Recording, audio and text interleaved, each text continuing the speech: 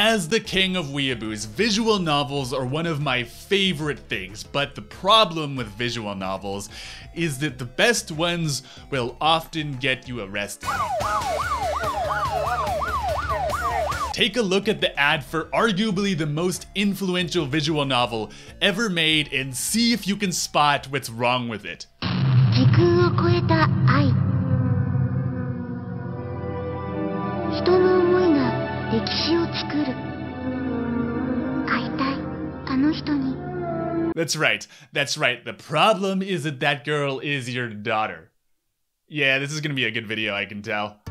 So here's the thing, I want to talk about Song of Saya, but it's kind of hard to. Like, sure, it's one of the most thought-provoking, intelligent, and philosophical horror games ever made, but on the other hand, it's a lolly, and there are like a lot of hate scenes in this game.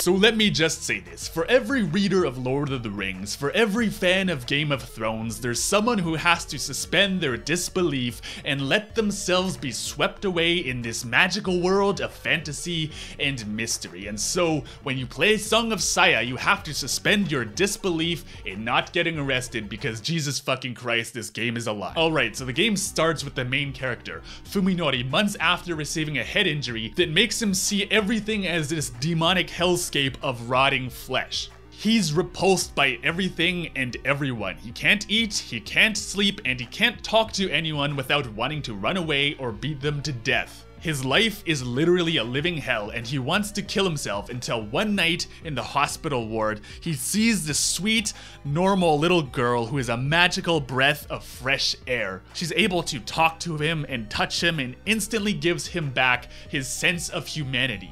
And the reason she can do this is because she's actually a demon, and because he sees everything as backwards to him, she is human. And so this story is about this man and his descent into madness and his Lovecraftian waifu. And it's so wildly interesting to see madness from the point of view of an insane man. He even talks about what a stroke of luck it is that he couldn't see when he first woke up, because that would have immediately driven him mad the second he opened his eyes. And the thing is, he did go insane the second he opened his eyes. And so we get to see this extreme detachment between his perception of reality and actual reality, where in his eyes, he's a pained and tired, sympathetic protagonist, but whenever we see him from anyone else's point of view, he's evil. He's pure evil. He's a horrible piece of shit to anyone and everyone he talks to, and he enjoys it. He enjoys being evil, and he's so far gone that he doesn't even realize that he enjoys it. Now, the game is rather short, so I'm gonna be careful not to spoil anything significant, but the reason Song of Saya is so absolutely genius is that it's able to humanize its story and its characters so well. Saya comes across as this pure, sweet, innocent girl because, well, she is. That's exactly what she is. The author is very, very acutely aware of everything that makes us human, and that's what this story is about.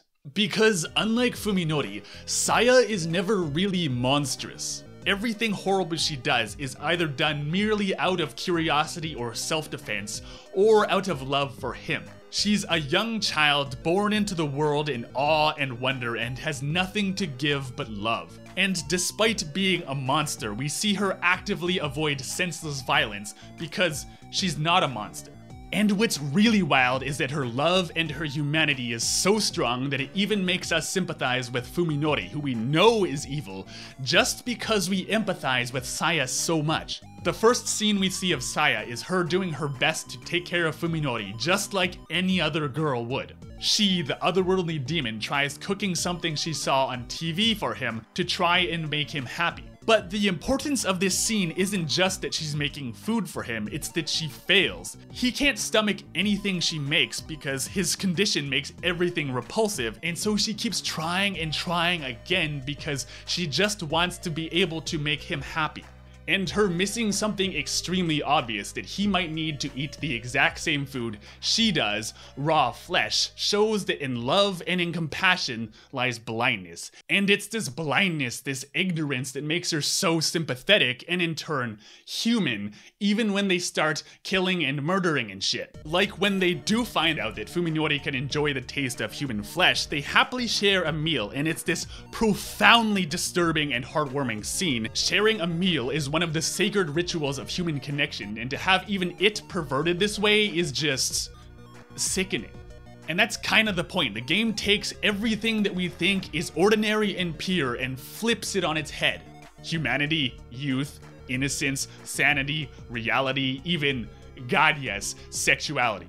And so I should tell you that even though this is a horror game and it's disturbing on so many levels, it isn't actually that scary. I normally can't play horror games because they make me pee-pee my bed sheets at night, but this game isn't like that. Because in Song of Saya, there are no monsters hiding in the dark or behind corners. Instead, there are two monsters right in front of us, Fuminori and his lover, a beautiful, sweet 14-year-old girl.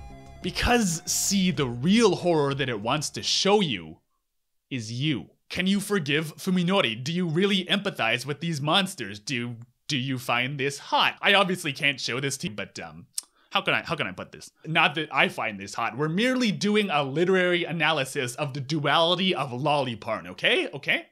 Like there's this scene where Saya manages to bring Fuminori, a human sex slave, and turn them into a demon so that he can have another piece of sanity other than just her.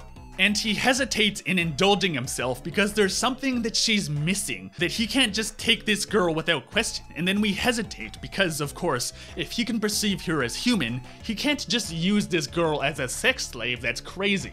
But then he says that Saya might get jealous, that he prefers this adult woman's body over her disturbingly inadequate loli body, before they both realize that love is more important than raw attraction. And we realize the thought that this woman might still be human literally never once crossed his mind. And yet we see the anxious eagerness of a puppy in Saya, and we simultaneously understand Fuminori's evil and Saya's innocence in this insane and definitely illegal H scene. And this is where the story really starts blowing your mind. Now, here's where I need to talk about the H scenes, and I really hope that this doesn't get me arrested in the future because I went through them all.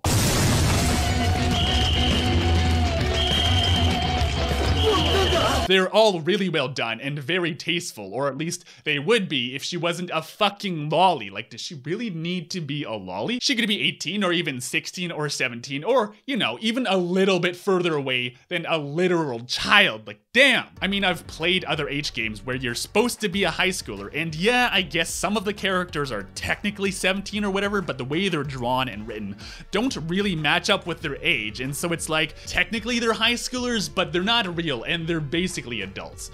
Here, it's pretty fucking black and white. Like, fuck, dude. I mean, it's not like the author can't draw adult women, because let's be honest, this doctor is a 10 out of 10 waifu, and I would have no qualms about touching myself to this. But here's the thing, because it's her intelligence and her curiosity mixed with her innocence that gives her character this exuberant purity. There's literally no other word I can use to properly describe Saya. She's pure. She's pure, unadulterated purity. Her love, her wonder, even her desire is 100% innocent and pure.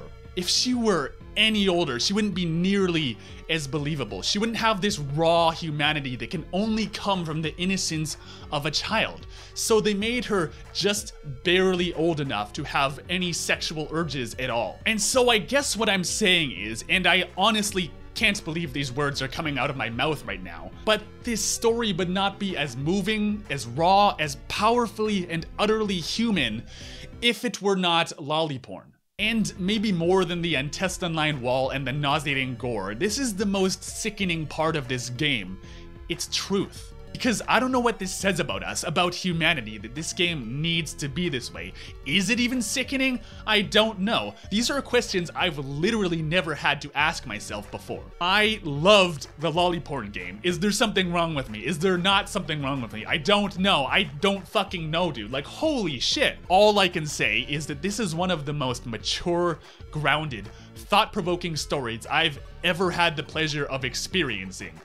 And so I guess what this means is, if nothing else, lolly porn is now a literary genre that we all need to be taking seriously now. I see now when this was written 20 years ago. Is it good or bad that this hasn't taken off since then? I literally don't know. The point of this story is to fuck with your perceptions of, well, everything. And it did a really good job of that, because I actually don't know what's normal anymore. And what else is even left to say except step on the like button for that MILF Dr. Waifu. Thanks for watching, friends. Please consider checking out my video on this slightly less disturbing visual novel that I was talking about earlier, and also don't call the cops, please. Fuck. Fuck.